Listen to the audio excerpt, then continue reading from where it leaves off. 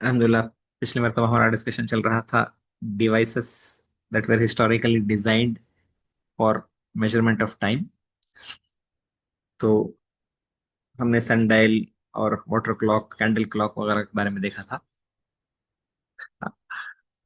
आज एक दूसरा इंस्ट्रूमेंट जो डेवलप तो ग्रीक्स ने किया था, फिर उसे इम्प्रूवमेंट्स और बहुत ज्यादा उसमें आगे इम्प्रूवमेंट्स ले गए थे मुस्लिम्स के जमाने में। एस्ट्रोलैब के बारे में देखेंगे इंशाल्लाह। Basically it's a two dimensional map of the three dimensional sky. मतलब क्या है कि आसमान में अगर हम देखेंगे तो सन, मून और स्टार्स जो है उनके relative positions most of the time fixed होते हैं। स्पेशली स्टार्स के आपस के रिलेटिव पोजीशंस सेम होते हैं। And depending on the month of the year and the time of the day, sun के पोजीशन को भी हम उससे रिलेट कर सकते हैं। इसलिए कॉन्स्टलेशंस बने हुए हैं स्टार्स के पोजीशंस आपस में रिलेटेड होने की वजह से ही। तो इस कॉन्सेप्ट को यूटिलाइज करते हुए एक ऐसा डिवाइस तैयार करना कि जिसमें अगर हम सन का पोजीशन और डेट फिक्स करेंगे तो ऑटोमेटिकली स्टार्स कहाँ कहाँ होंगे, डायरेक्शन कौन सा होगा, वो सारी चीजें पता चलने शुरू हो जाएगी। जैसे पिछली मरतबा में मैंने बताया था कि the astronomer Abdul al Sufi, he wrote a massive book with 386 chapters on the astrolabe.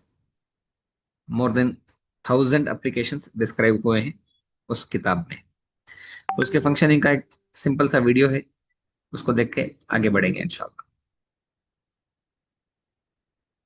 An astrolabe has many uses, from identifying stars to finding daily time.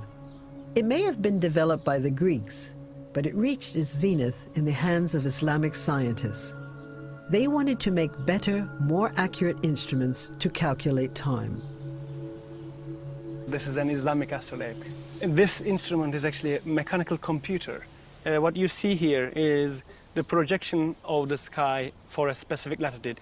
This is for Istanbul. Etched on the base plate is the horizon line. Precise altitude circles marking the sun's height above the horizon, and the meridian showing midday and midnight. On top of the base plate is a movable plate showing stars and constellations. यहाँ इस part में अगर देखें, जो part fix हुआ है उसमें जहां जहां शाइनी डॉट्स नजर आ रहे हैं, बेसिकली उस इंस्ट्रूमेंट में पॉइंटर्स बने हुए हैं। They are indicating towards the location of the stars. जब ये पार्ट रोटेट होगा तो पूरे स्टार्स का ऑपोजिट, यानी पूरे स्टार्स का इंटर इंटर रिलेशन, यानी उनका पोजीशन साथ में घूमेगा, साथ में चेंज होगा। तो the relative position of the stars is fixed and that is what is being indicated through these pointers. And a ring that represents the apparent movement of the sun throughout the year. It's labeled with dates.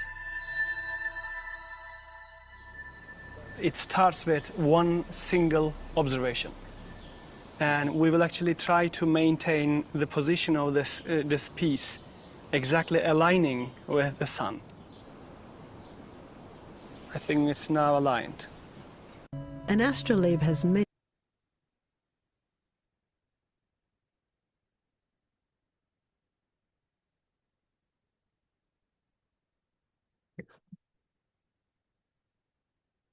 Observation. And we will actually try to maintain the position of this piece exactly aligning with the sun.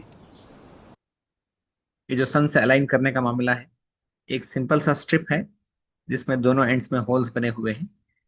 अब क्योंकि light travels in straight line, कुछ इस तरह उसको set करना है कि the light should pass through both the holes. It will pass through the one hole at one end and has to pass through the other hole at the other end. तब जाकर वो सन के altitude पर align होगा वो rod. फिर उसकी बिना पर तमाम दूसरे कैलकुलेशंस होंगे। I think it's now aligned. This is a perfect alignment, and we just read the altitude from here to here. is 54 degrees. That means the sun is 54 degrees above the horizon. The user now turns the astrolabe over to find the 54-degree circle on the bottom plate. Next step, find and mark the date. It's etched on the ring that represents the sun's path. Then rotate the plate until the date aligns with the altitude mark.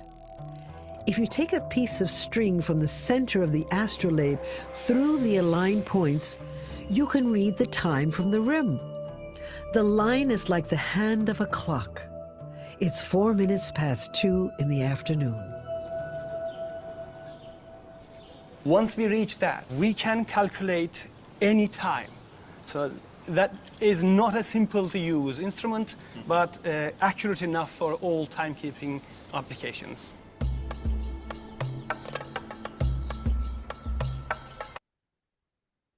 तो basically एक instrument है जिससे multiple चीजें हो सकती हैं. Time keeping हो सकता है, जिस तरह अभी डेमोन्स्ट्रेट किया गया कि एग्जैक्ट टाइम 2:04 PM वो बताया जा रहा है. फिर नेविगेशन के लिए, चूंकि पोजिशंस ऑफ द स्टार्स भी मालूम हो रहा है इसमें, तो दिन हो या रात हो, दिन में सितारे नजर नहीं आ रहे, लेकिन कौन सा सितारा आसमान में कौन सी जगह इस वक्त मौजूद है वो नजर आएगा, वो पता चलेगा, तो नेविगेशन आसान होगा. फिर इवन क़िबला मालूम करने के लिए कि हम कौन से डायरेक्शन में जा रहे हैं, कहाँ कौन से लैटिट्यूड में हम इस वक्त मौजूद हैं, तो यहाँ से क़िबला कैसा होगा, तो वो पता चलेगा. और उस जमाने में एस्ट्रोलॉजी का भी बहुत बात चलती थी, तो एस्ट्रोनॉमी और एस्ट्रोलॉजी साथ साथ में चलते थे. तो एस्ट्रोलॉजी के लिए भी कौन से स्टार्स इस वक्त अलाइनमेंट में है, कहाँ पर हैं, वो भी, उसके लिए भी ये इंस्ट्रूमेंट इस्तेमाल होता था. फिर आगे बढ़ते हुए टाइम मेजरिंग डिवाइसेस में और एडवांसमेंट्स होते गए. तो आवर ग्लास अभी भी इस्तेमाल में है, जिससे यूजुअली टाइमर की तरह इस्तेमाल होता है आजकल.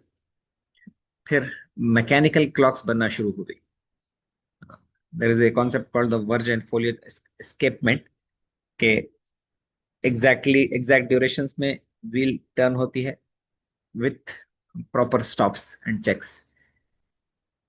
फिर उसके बाद मैकेनिकल क्लॉक्स में एक्यूरेसी बढ़ाने के लिए अलग अलग चीजें इजाद की गई, जिसमें one of the major inventions was the pendulum clock 1656 में. Pendulum clock accuracy improve to mistakes less than 1 minute per day. पूरे दिन भर में 24 घंटे में 1 मिनट से ज्यादा फर्क नहीं पड़ता था.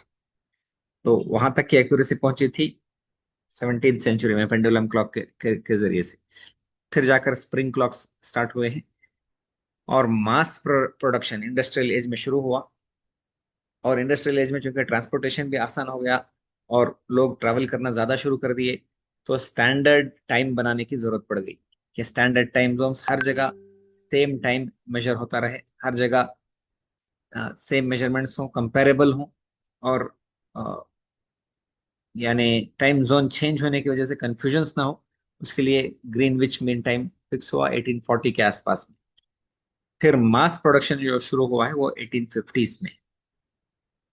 उसके अलावा और एक जो मेजर चेंज रहा वो 1955 में एटॉमिक क्लॉक के जरिए से, कि how to define time, that became a challenge. कि यूनिवर्सली कोई ऐसी चीज बनाई जाए, स्टैंडर्ड बनाया जाए जो चेंज ना हो. मिसाल के तौर पर मेरे पास एक टेप है जो 1 मीटर का मेजरमेंट उस पर लिखा हुआ है, एक दूसरे आदमी के पास भी है, वो भी 1 मीटर दिखा रहा है, लेकिन दोनों को कंपेयर करेंगे तो 1 सेंटीमीटर का फर्क आ रहा है. तो अब किसके टेप को एक्यूरेट समझेंगे? बाज़ दुकानों में हम देखते हैं कि वो नाप तोल में कमी करते हैं. वो आजकल तो डिजिटल डिवाइसेस हैं. तो मैं एक दुकान में खड़ा हुआ था, एक डिपार्टमेंट वाले आए और वो आकर उसके वेइंग मशीन को चेक करने लगे. देखा कि उसमें फर्क है तो मशीन को सीज करके ले गए. अब ये कौन बताता है कि what is 1 kilo. So there needs to be some exact standard based on which the calculation is being made. तो उसके लिए सीशियम एटॉमिक क्लॉक डिजाइन हुई which establish the SI unit for time, that is the second. अब उसका definition जो है काफी complicated definition है. जितना कॉम्प्लिकेटेड मशीन है उतना ही कॉम्प्लिकेटेड डेफिनेशन भी है. ये एटॉमिक क्लॉक की मशीन है. अब इसका definition definition of a second अगर देखें, second is defined as the duration of 9,192,631,770 periods of the radiation corresponding to the hyperfine transition of the ground state of the cesium-133 atom. ये इतना complicated बनाने की जरूरत क्यों पड़ी? इसलिए कि जितना एक्यूरेट मेजरमेंट हम करेंगे उतना परफेक्ट स्टैंडर्ड सेट होगा, और स्पेशली एस्ट्रोनॉमिकल कैलकुलेशंस के लिए. और चूंकि इस वक्त चांद को और मार्स को जाने की बातें होती हैं, तो वहां तक के कैलकुलेशंस के लिए 1 बिलियंथ ऑफ एट, यानी 1 सेकेंड का 1 बिलियंथ भी चेंज ना हो, इतना परफेक्ट मेजरमेंट होगा. This is 9 billionth. तो 1 बिलियंथ भी टाइम में फर्क ना हो, इतना परफेक्ट स्टैंडर्ड बनाया गया है. बहरहाल, अब ये जो दिन और रात का मामला है, ये बनता कैसे है, चेंज कैसे आता है, ये हम बेसिक प्राइमरी स्कूल में पढ़ते हैं. लेकिन एक दो पॉइंट्स उसमें जो इंटरेस्टिंग है वो देखते हुए आगे बढ़ेंगे. बेसिकली सन है और अर्थ है, और सन के रेस अर्थ तक पहुंच रहे हैं. और जो मैंने व्हाइट लाइन ड्रॉ की है, अगर हम इसको एज्यूम कर लें कि ये अर्थ की एक्सिस है और अर्थ इस पर रोटेट हो रहा है, तो half of the earth is day and the other half has night. तो रोशनी डायरेक्ट जहां पहुंच रही है वो दिन का हिस्सा है, और जहां नहीं पहुंच रही है वो रात का हिस्सा है.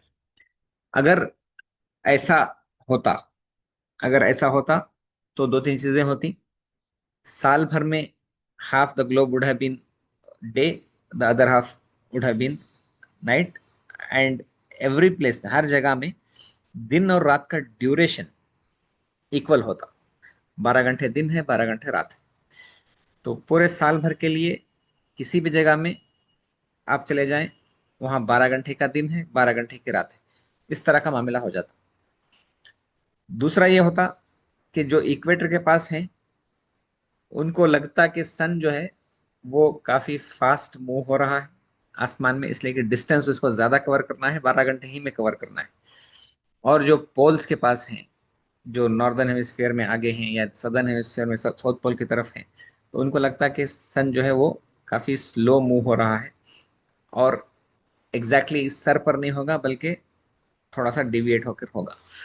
बहरहाल, ऐसा अगर होता तो कोई सीजन्स का मामला नहीं है. साल भर में हर दिन 12 घंटे का है, हर रात 12 घंटे की. इस तरह का हो जाता. एक सिंपल सा मैकेनिज्म चेंज हुआ कि एक्सिस स्ट्रेट होने के बजाय अर्थ जो रोटेट होती है वो एक एंगल पर रोटेट होती है. तो इस तरह एंगल पर रोटेट होगी तो फिर मामला सीजन्स का बन जाता है, इसलिए कि अर्थ रिवॉल्व भी हो रही है, हाँ, पूरे सन के अतराफ में घूम रही है, जिसकी वजह से आगे जाकर क्या होगा कि बाज दिनों में दिन बड़ा होता है, रात छोटी होती है, और बाज दिनों में रात बड़ी होती है, दिन छोटा हो जाता है, just because of this 23 degree tilt. जब मिसाल के तौर पर नॉर्दर्न हेमिस्फीयर में इस वक्त में विंटर शुरू होने वाला है, तो सदर्न हेमिस्फीयर में समर शुरू होने वाला है. मतलब क्या है, the tilt is away from the sun. बहरहाल, इसको प्रैक्टिकली अगर डेमोन्स्ट्रेट करेंगे तो ज्यादा समझ में आएगा. हम बच्चों को अक्सर ये पिक्चर्स दिखाकर पढ़ाने की कोशिश करते हैं, हालांकि दिस इज एंटायरली, यानी इसका रिक्वायरमेंट तो यह है कि उसको प्रैक्टिकली बॉल्स लेकर कमरे को अंधेरा करके फिर लाइट डालकर सन की तरह से उसको समझाएंगे तो कॉन्सेप्ट्स वेरी वेरी क्लियर होंगे. अभी भी हमारे सामने हम पढ़ तो लेते हैं, लिख भी देते हैं आंसर्स, मार्क्स भी आ जाते हैं, लेकिन अभी भी हमारे जहनों में ये जो टिल्ट का फैक्टर है, सीजन्स का चेंज होने का मामला है, और अर्थ एंड मून का, अर्थ मून और सन का रिलेटिव पोजीशंस का मामला है, ये क्लैरिटी के साथ सामने नहीं होता।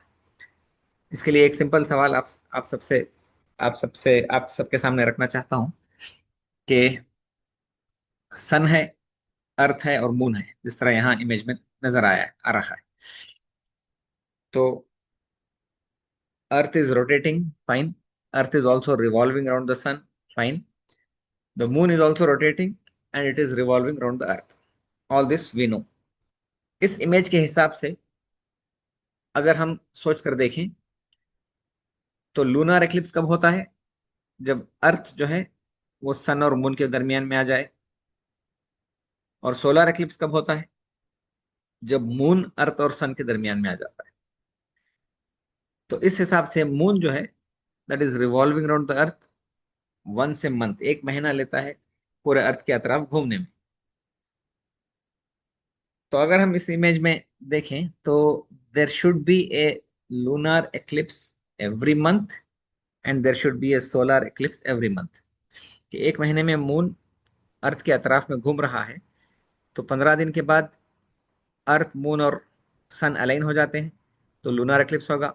नेक्स्ट 15 दिन के बाद फिर अगेन अर्थ मून और सन अलाइन हो जाते हैं, तो सोलर एक्लिप्स होना है। लेकिन ऐसे होता नहीं है।